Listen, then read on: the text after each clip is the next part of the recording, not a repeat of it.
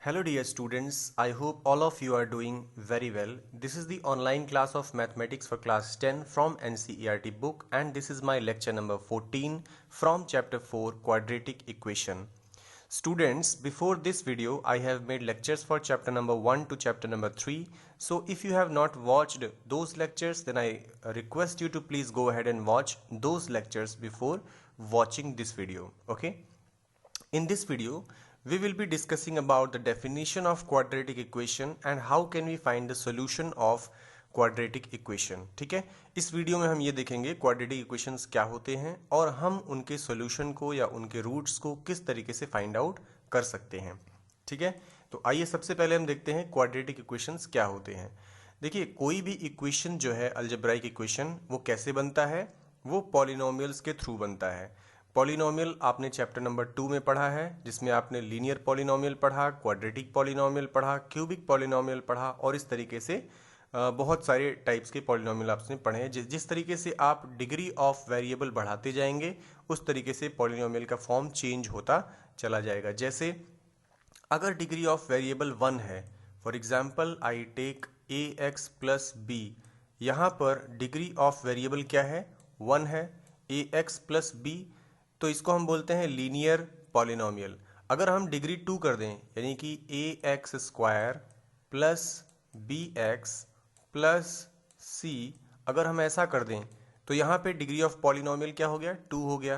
तो इसको हम क्या बोलेंगे, क्वाड्रेटिक पॉलिनोमियल बोलेंगे. क्लियर. इसी तरीके से अगर हम डिग्री ऑफ पॉलिनोमियल को 3 कर दें, जैसे a x cube plus B x square plus c x plus d, ऐसे कर दें अगर, तो ये कौन सा पॉलिनोमियल हो गया, क्यूबिक पॉलिनोमियल. ठीक है, ये 3 फॉर्म हमने पढ़े थे चैप्टर नंबर 2 में. अब अगर हम पॉलिनोमियल को 0 के साथ इक्वेट कर दें, 0 के साथ इक्वेट करने का मतलब इक्वल टू 0 कर दें, यहाँ भी इक्वल टू 0 कर दें और यहाँ भी इक्वल टू 0 कर दें, तो जब तक हमने 0 नहीं किया था तब तक ये पॉलिनोमियल था और जब हम इसको 0 के साथ इक्वेट कर दिए तो ये इक्वेशन बन गए. अब लीनियर पॉलिनोमियल को आपने 0 के साथ इक्वेट किया है तो वो लीनियर इक्वेशन बनेगा. क्वाड्रेटिक पॉलिनोमियल को 0 के साथ इक्वेट किया है तो ये क्वाड्रेटिक इक्वेशन बनेगा. क्यूबिक पॉलिनोमियल को 0 के साथ इक्वेट किया है तो क्यूबिक इक्वेशन बनेगा. क्लियर हो गया. अच्छा, जो भी आप पॉलिनोमियल्स लिखते हैं उसमें एक बात का ध्यान रखा करिए, ये आपको चैप्टर 2 में भी बताया गया था कि जो वेरिएबल का हाईएस्ट डिग्री होता है उसका जो कोफिशिएंट होता है वो 0 नहीं होना चाहिए. क्लियर. क्योंकि अगर ये 0 हो जाएगा तब तो ये उसका मतलब ये पॉलिनोमियल रहेगा ही नहीं. जिससे यहाँ पर एक्स स्क्वायर का कोफिशिएंट ए है और ए अगर 0 हो जाए तो ए 0 हो जाएगा तो ये पूरा टर्म 0 हो जाएगा. तो इस तरीके से ये बी एक्स प्लस सी बचेगा, इसका मतलब ये क्वाड्रेटिक तो बचेगा ही नहीं, ये तो लीनियर हो जाएगा. इसलिए कंडीशन होती है कि कोई भी टाइप का पॉलिनोमियल है उसमें जो हाईएस्ट डिग्री ऑफ वेरिएबल है उसका कोफिशिएंट 0 नहीं होना चाहिए. ये बात आपको ध्यान देनी है. क्लियर. तो यहाँ पे देखिए लिखा भी हुआ है कि uh quadratic polynomial of the form a x square plus B x plus c, यहाँ पे ए 0 नहीं होना चाहिए, a should not be equal to 0. So this polynomial if we equate this with 0, अगर इसको हम 0 के साथ इक्वेट कर दें, बराबर 0 कर दें, तो हमें क्वाड्रेटिक इक्वेशन मिल जाएगा. अब जनरल लाइफ में हम कैसे जानेंगे कि क्या होता है क्वाड्रेटिक इक्वेशन. आप पूछेंगे कि सर इसका यूज़ क्या होता है, क्वाड्रेटिक इक्वेशन हम क्यों पढ़ते हैं. देखिए, अगर हमें एक प्रेयर हॉल बनाना है, सपोज करो एक प्रेयर हॉल बनाना है जो कि रेक्टेंगुलर टाइप का है, रेक्टेंगुलर शेप का है, और सपोज करिए कि आपने डिसाइड कर लिया कि इसका जो एरिया होगा वो 300 मीटर स्क्वायर एरिया हमको लेना है, और इसमें एक कंडीशन दी गई है कि इसका जो ब्रेड्थ है, ये वाला जो पार्ट है ब्रेड्थ और ये पार्ट है आपका लेंथ. तो एक कंडीशन ये दी गई है कि इस हॉल का जो लेंथ होगा वो ब्रेड्थ का 2 टाइम्स से 1 ज्यादा होगा. ठीक है, ब्रेड्थ का जो 2 टाइम्स होगा उससे 1 ज्यादा होगा उसका लेंथ, उतना मीटर ज्यादा होगा, 1 मीटर. ठीक है, तो अब इसको हम किस तरीके से फाइंड आउट करेंगे कि इसका ब्रेड्थ क्या है और उसका लेंथ क्या है, हम कैसे निकालेंगे. क्लियर. आपको तो ये पता है कि हमें 300 मीटर स्क्वायर का एक हॉल बनाना है, उसका लेंथ और ब्रेड्थ में ये कंडीशंस दी गई हैं और आपसे पूछा गया कि आप बताइए लेंथ क्या होना चाहिए और ब्रेड्थ क्या होना चाहिए. क्लियर. अब आप क्या करेंगे, सबसे पहले आप इक्वेशन बनाएंगे. कैसे बनाएंगे, आपने सपोज कर लिया कि let the breadth of this hall should be X. अगर मान लीजिए कि इसका ब्रेथ x है तो इसका लेंथ क्या हो जाएगा 2x प्लस 1, क्योंकि 2 टाइम से 1 ज़्यादा है तो लेंथ क्या हो जाएगा 2x प्लस 1। अब इसका जो एरिया दिया है वो दिया है 300 मीटर स्क्वायर। तो हम इक्वेशन कैसे बना सकते हैं, हमारे पास लेंथ है और ब्रेथ है, हम जानते हैं कि L into B is equal to क्या होता है, एरिया होता है। अब L की जगह हम रखेंगे 2x प्लस 1 और B की जगह रखेंगे x और एरिया की जगह रखेंगे हम 300। तो हमारे पास एक इक्वेशन मिलेगा।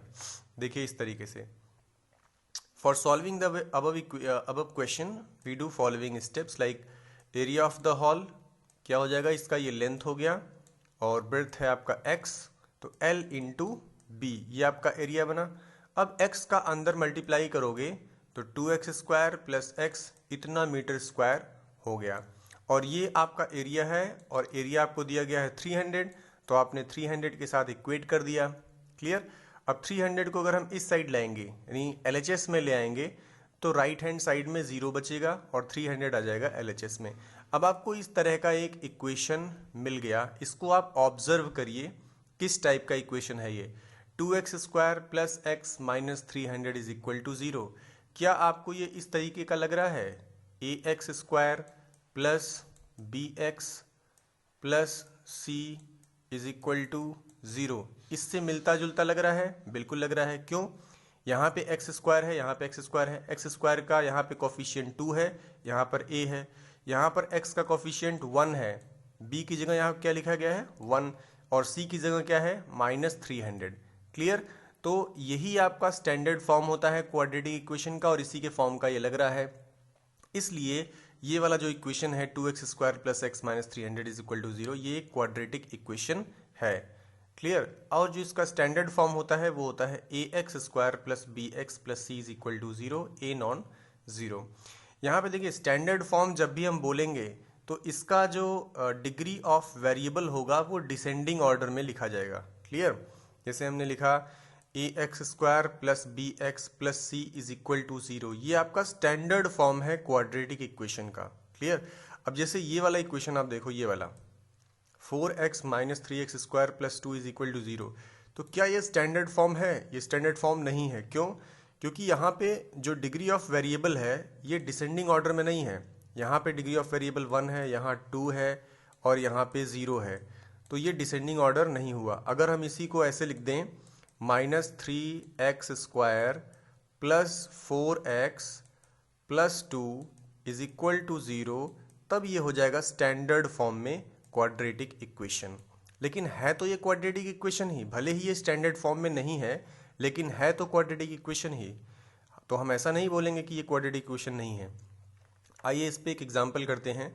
हमें चेक करना है कि ये जो दोनों चीज़ें दी गई हैं ये क्वाड्रेटिक इक्वेशन है या फिर नहीं है। देखिए कई बार आपको जो क्वेश्चंस में दिया जाएगा वो दिखने में तो लगेगा कि ये क्वाड्रेटिक इक्वेशन है, लेकिन एक्चुअल में है या नहीं वो आपको उसको सॉल्व करके करना पड़ेगा। जैसे यहाँ पर देखिए इस वाले क्वेश्चन में क्यूब दिख रहा है हमें, तो हमें लगेगा कि ये तो क्यूबिक पॉलिनोमियल है, क्यूबिक इक्वेशन है, लेकिन जब इसको हम सॉल्व करेंगे तब हमें समझ में आएगा कि ये सच में क्यूबिक है या फिर नहीं है। क्लियर। तो हम पहले वाले को देखते हैं। इसमें क्या किया गया है, LHS को पहले लेते हैं।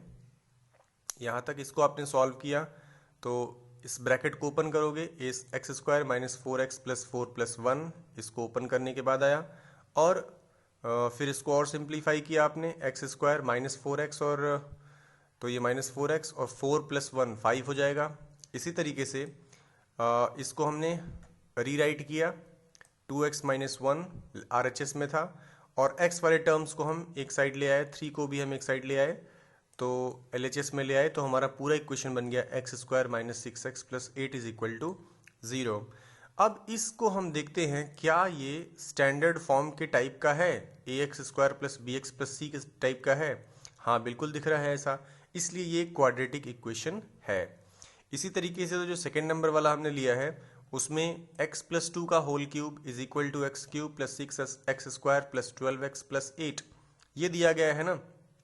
इसको आप एक्सपेंड करेंगे तो a प्लस बी का होल क्यूब का फॉर्मूला क्या होता है, a cube plus B cube plus 3ab और ब्रैकेट में a प्लस बी ये होता है, ठीक है। अगर इस ब्रैकेट को आप ओपन करेंगे तो 3a² b and plus 3ab² हो जाएगा। तो इसको एक्सपेंड करोगे तो ये टर्म आपको मिल जाएगा। क्लियर। अब इसको RHS के बराबर शो करना है। RHS हमारा दिया गया है x³ - 4, तो हमने इक्वेट किया और x³ और 4 को इस साइड ले आए ताकि RHS में 0 बच जाए, और इसको जब सॉल्व करोगे तो आपके पास आएगा x² + 2x + 2 = 0, ठीक है। अब यहाँ पे देखो, क्या ये क्वाड्रेटिक इक्वेशन के स्टैंडर्ड फॉर्म टाइप का दिख रहा है हमें? बिल्कुल दिख रहा है। यहाँ पे x² + 2x + 2 = 0 है, यहाँ पर ax² + bx + c = 0 है, ठीक है। तो ये क्वाड्रेटिक इक्वेशन है। लेकिन दिखने में क्या लग रहा था? दिखने में लग रहा था जैसे ये क्यूबिक पॉलिनोमियल है, लेकिन एग्जैक्टली ये क्यूबिक पॉलिनोमियल नहीं, क्यूबिक इक्वेशन नहीं है। ये क्या है? क्वाड्रेटिक इक्वेशन है। अच्छा, एक चीज़ आप लोग बताओ कि अगर मैंने लिखा x² + 5, ये बताइए क्वाड्रेटिक इक्वेशन है कि नहीं है? तो आप पहले क्या देखने लग जाओगे कि सर हम देखेंगे कि इसको ये इस टाइप का है कि नहीं। ax² + bx + c = 0 और यहाँ पे है x² + 5 = 0। मैंने पूछा कि क्या ये क्वाड्रेटिक इक्वेशन है, तो आप हमेशा इससे जो है कंपेयर करोगे कि ये इस तरह का दिख रहा है कि नहीं दिख रहा है। हाँ, ये बिल्कुल है, ये क्वाड्रेटिक इक्वेशन है। क्यों है? क्योंकि हम इसको ऐसा तो लिख सकते हैं ना, x² + 5, मान लीजिए हम बीच में लिख दें 0 × x, यानी b की जगह क्या हो जाएगा? 0। तो हम x² + 5 को क्वाड्रेटिक इक्वेशन बोलेंगे, क्योंकि भले ही bx यहाँ पर मौजूद नहीं है, bx की जगह हम क्या लिख सकते हैं? 0 × x। तो 0 का x से मल्टीप्लाई होगा तो वो अल्टीमेटली 0 ही आएगा, ठीक है। तो ये भी एक क्वाड्रेटिक इक्वेशन हो जाएगा। अब हम सॉल्यूशन डिस्कस करेंगे कि क्वाड्रेटिक इक्वेशन का फैक्टराइजेशन मेथड से किस तरीके से सॉल्यूशन फाइंड आउट करेंगे।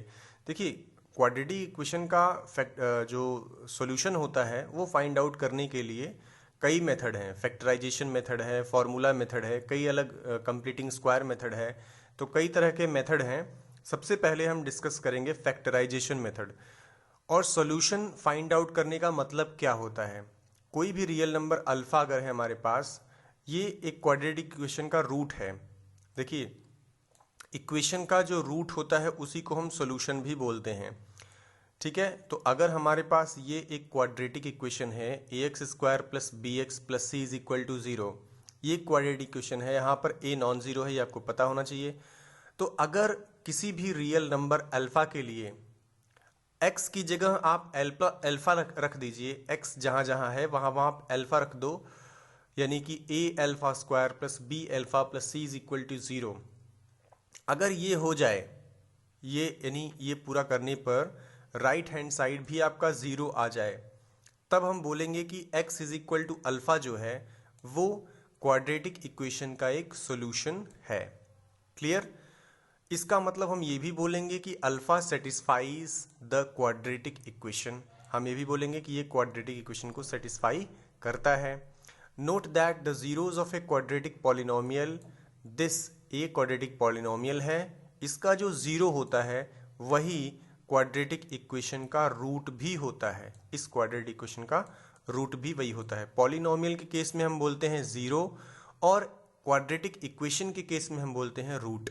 तो जब वो पॉलिनोमियल होगा तो हम बोलते हैं, जनरली हम बोलते हैं उसको जीरो ऑफ द पॉलिनोमियल। और अगर वही इक्वेशन की बात करें, क्वाड्रेटिक इक्वेशन की बात करें, तो उसका जो जीरो होगा उसको हम रूट बोलते हैं या फिर हम उसको सॉल्यूशन बोलते हैं। क्लियर। और पॉलिनोमियल के केस में भी हम सॉल्यूशन बोल सकते हैं। तो पॉलिनोमियल के केस में हम सॉल्यूशन बोलते हैं और जीरो बोलते हैं, और इक्वेशन के केस में हम सॉल्यूशन बोलते हैं या फिर रूट बोलते हैं। क्लियर हुई बात? अच्छा, अब आगे देखते हैं एक एग्जाम्पल। जैसे हमारे पास ये एक क्वाड्रेटिक इक्वेशन है 2x² - 5x + 3 = 0। इसका हमें रूट फाइंड आउट करना है। रूट का मतलब कुछ ऐसी वैल्यू मिल जाए जिसको हम x की जगह पे पुटअप कर दें, और ये पूरा जो LHS है इसका पूरा वैल्यू 0 के बराबर आ जाए, तो उस नंबर को हम बोलेंगे कि वो नंबर इस क्वाड्रेटिक इक्वेशन का जीरो या फिर रूट है। ठीक है।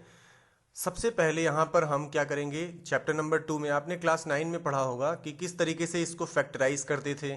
ठीक है, फैक्टराइज करने के लिए क्या करते हैं, पहले 2 का मल्टीप्लाई यानी एक्स स्क्वायर का जो कोफिशिएंट है उसका मल्टीप्लाई हमने किया कांस्टेंट टर्म से, यानी 2 का मल्टीप्लाई 3 से हो जाएगा तो क्या हो जाएगा -6।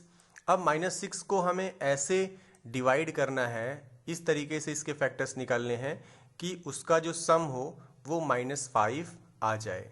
तो -5 कैसे आएगा, ठीक है, -5 कैसे आएगा, अगर हम -2 ले लें और -3 ले लें, ये 6 का फैक्टर है क्योंकि इसको हम मल्टीप्लाई करेंगे तो अल्टीमेटली 6 ही आएगा, है ना। इसका मतलब अगर हम -5 की जगह -2 -3 रख दें तो ये फैक्टराइज हो जाएगा। देखिए यहाँ पर 2x² -5x + 3 है, इसके बराबर किया गया 2x², 5x को क्या लिखा गया -2x -3x + 3, ठीक है। और इन दोनों में क्या कॉमन है, इन दोनों में 2x कॉमन है, 2x को बाहर निकाला, अंदर बचा x - 1, यहाँ पे 3 को बाहर निकाला तो क्या बचा अंदर x - 1, और इन दोनों में कॉमन क्या है, x - 1 कॉमन है, यहाँ भी x - 1 है और यहाँ भी x - 1 है, x - 1 को कॉमन लिया तो यहाँ से बच गया 2x और यहाँ से बच गया 3। तो फाइनली इसका जो फैक्टराइज हमने किया वो आ गया 2x - 3 और x - 1। क्लियर। अब हम क्या करेंगे, हमारा इक्वेशन था 2x² - 5x + 3 = 0, इसको हमने फैक्टराइज किया तो ये आ गया। तो अल्टीमेटली हम इसको इस तरीके से लिख सकते हैं, बिल्कुल 2x - 3x - 1 = 0। क्लियर, ये पहला पार्ट है, ये दूसरा पार्ट है और दोनों पार्ट बराबर 0 दिया गया है। तो हम सबसे पहले क्या करेंगे, फर्स्ट पार्ट को 0 के बराबर शो करेंगे, ठीक है, और सेकेंड पार्ट को भी 0 के बराबर शो करेंगे। क्यों ऐसा करेंगे, क्योंकि क्वाड्रेटिक इक्वेशन के 2 रूट्स मिलते हैं, ठीक है, क्वाड्रेटिक इक्वेशन के 2 रूट मिलते हैं, ये आपको पता होना चाहिए। तो 2 रूट कैसे मिलेंगे, क्योंकि हमारे पास 2 अलग अलग फैक्टर हैं, पहले वाले फैक्टर को 0 के बराबर दिखाएंगे तो एक रूट मिलेगा, फिर दूसरे वाले फैक्टर को 0 के बराबर दिखाएंगे तो दूसरा रूट हमें मिल जाएगा। क्लियर हुई बात। अब हम जब पहले वाले फैक्टर को 0 के बराबर दिखाते हैं यानी कि 2x - 3 = 0 करते हैं, क्लियर, तो हमें क्या मिलता है, x की वैल्यू कैसे मिलेगी, 3 आपका उधर जाएगा और 2 नीचे जाएगा तो ये आपका हो जाएगा x = 3/2। इसी तरीके से जब हम x - 1 = 0 करेंगे तो x बराबर क्या आएगा, 1 आएगा। अब हमारे पास x की कितनी वैल्यूज आ गई, 2 वैल्यूज आ गई, 3/2 और 1।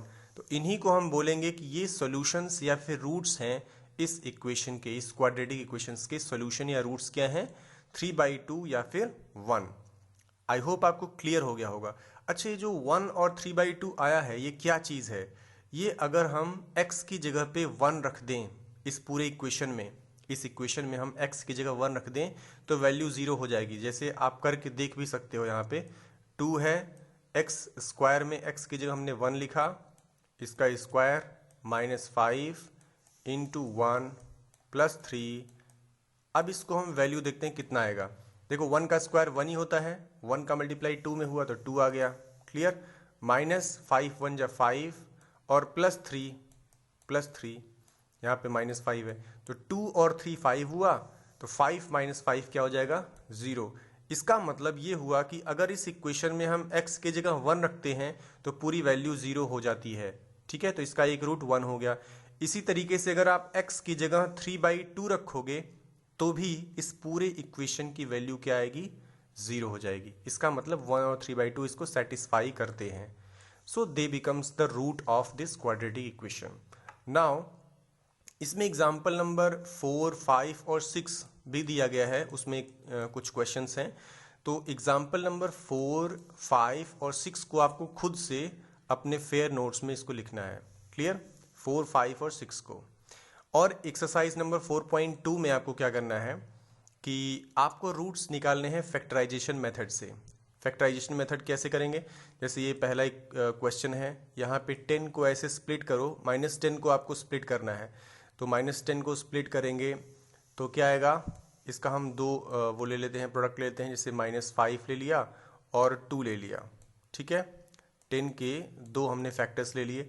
अब इसको आप सम करोगे तो क्या आएगा, इसको सम करने पे हम आपके पास -3 ही तो आएगा, और -3 की जगह क्या लिख दोगे आप, -3x की जगह क्या लिखोगे, -5x + 2x, ऐसा लिख दोगे, क्लियर।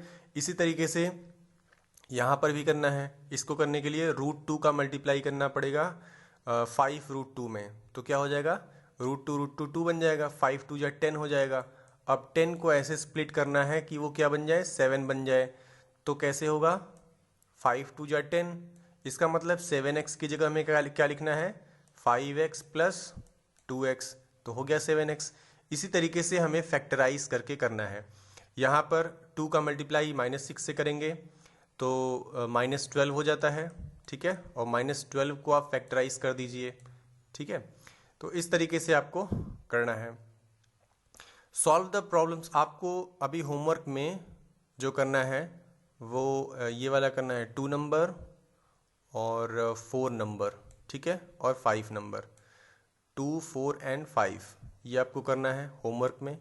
एग्जाम्पल नंबर 1 में आपको जो है जो प्रॉब्लम्स थी एग्जाम्पल नंबर 1 में, केवल आपको क्वाड्रेटिक इक्वेशन आपने बनाया था उसको सॉल्व करना है, जो हॉल वाली प्रॉब्लम थी, ठीक है। उसके बाद find out 2 numbers, find 2 numbers whose sum is 27 and product is 182। इसको आप दो तरीके से कर सकते हो। तो इसका जो सम दिया गया है, एक 2 नंबर है हमारे पास, मान लीजिए पहला A है और दूसरा B है, इन दोनों का सम दिया है 27 और इनका प्रोडक्ट दिया है यानी A × B = 182, ठीक है। तो इसको करने के हमारे पास 2 तरीके होते हैं। पहला तो ये तरीका है, आपने चैप्टर नंबर 2 में पढ़ा है कि अगर सम ऑफ जीरोस दिया है और प्रोडक्ट ऑफ जीरोस दिया है तो आप क्वाड्रेटिक पॉलिनोमियल कैसे बनाओगे। तो उसका तरीका होता है, उसका एक फॉर्मूला हमने बताया था, इसमें हमने लिखा था x² - अल्फ़ा + बीटा × x। एक मिनट, सॉरी, इसको थोड़ा सा इरेज कर लेते हैं, फिर से करते हैं। हाँ देखिए, वो हमने क्या फॉर्मूला पढ़ा था, x² - alpha + beta × x + alpha × beta = 0, ऐसे हमने बनाया था ना। तो अब इसको हमें क्वाड्रेटिक इक्वेशन बनाने के लिए x² - अल्फ़ा + बीटा हमारा क्या है, 27, ओहो, x + अल्फ़ा × बीटा की जगह क्या है, 182 = 0। तो ये हमारा क्वाड्रेटिक इक्वेशन बन गया। इसको हमें फैक्टराइजेशन मेथड से कंप्लीट करना है। फैक्टराइजेशन मेथड करेंगे, 182 को ऐसे फैक्टराइज करो कि उसका सम क्या आ जाए, -27 आ जाए। क्लियर, वो आप करके देखिएगा। और दूसरा तरीका ये होता है कि जैसे आपके पास a + b = 27 है, a × b = 82 है, तो यहाँ से क्या करेंगे आप, यहाँ से b का वैल्यू फाइंड आउट कर लीजिए। ये हम सेकेंड तरीका बता रहे हैं, सेकेंड मेथड। इसमें क्या करना है, फर्स्ट वाले इक्वेशन से आप निकालिए b की वैल्यू। तो b की वैल्यू क्या आएगी, b को आप इस तरफ रखिए और a को आप भेज दीजिए राइट हैंड साइड में। तो ये हो जाएगा b = 27 - a, ये हो जाएगा। अब इसी वैल्यू को हम सेकेंड इक्वेशन में पुटअप कर दें, b की जगह हम लिख दें 27 - a। तो हमारे पास a तो ऑलरेडी है और b की जगह हम लिखेंगे 27 - a and this is equal to 182, ऐसा लिख दिया। अब इसको सॉल्व कर लो, तो ये क्या आएगा, 27a - a² = 182, ठीक है। अब 182 को राइट हैंड साइड में ले लो, तो आपका एक क्वाड्रेटिक इक्वेशन यही वाला बनेगा, क्वाड्रेटिक इक्वेशन, ठीक है। तो इस तरीके से आपका क्वेश्चन नंबर 3 सॉल्व हो जाएगा। 4 में क्या करना है, find 2 consecutive positive integers sum of whose square is 365। 2 consecutive positive integers लेने हैं। consecutive का मतलब जैसे 3 4 है, 5 6 है, तो अगर एक आपने x ले लिया तो दूसरा क्या हो जाएगा, x + 1 हो जाएगा। इसको हम बोलते हैं consecutive, ठीक है, इंटीजर्स। तो अगर पहला x है तो दूसरा क्या है, x + 1। इनमें दिया है कि इन दोनों का जो सम है, find 2 consecutive positive integers sum of whose squares is 365। इनके स्क्वायर्स का सम, यानी x का स्क्वायर किया और x + 1 का स्क्वायर किया, इन दोनों का सम किया, तो तो सम करने के बाद क्या आएगा 365 ये आएगा। क्लियर? तो ये आपका एक क्वाड्रेटिक इक्वेशन बनेगा, फिर उसको सॉल्व करना है by the help of factorisation method. 5 में दिया है the altitude of a right angle triangle is 7 centimetre less than its base. आपके पास एक राइट एंगल ट्राइंगल है, जैसे ये राइट एंगल ट्राइंगल है, ठीक है, ये एल्टीट्यूड है, ये वाला एल्टीट्यूड है, ये बेस है और ये हाइपोटेनस है। क्लियर? तो यहाँ पर ये दिया गया है कि इसका जो एल्टीट्यूड है 7 centimetre less than its base, यानी अगर एक सेकेंड, अगर इसका बेस x मैंने मान लिया, ठीक है, तो इसका एल्टीट्यूड क्या हो जाएगा x माइनस 7, ठीक है, और इसका हाइपोटेनस क्या दिया है 13 सेंटीमीटर हाइपोटेनस दिया है। इसका मतलब कि अगर हम इसमें पाइथागोरस थ्योरम लगा दें, पाइथागोरस थ्योरम क्या होता है कि लेंथ का जो स्क्वायर होता है मीन्स x माइनस 7 का होल स्क्वायर प्लस बेस का स्क्वायर, बेस यहाँ पे x है तो x स्क्वायर, ठीक है, इज इक्वल टू हाइपोटेनस 13 दिया गया है क्वेश्चन में, तो ये 13 का स्क्वायर। इसको जब आप सॉल्व करोगे तो एक आपको क्वाड्रेटिक इक्वेशन मिल जाएगा, फिर उस क्वाड्रेटिक इक्वेशन को with the help of factorisation method solve आप कर सकते हो। इसके बाद लास्ट क्वेश्चन जो है वो भी बहुत इंपॉर्टेंट है, बहुत अच्छा है। A cottage industry produces a certain number of pottery articles in a day.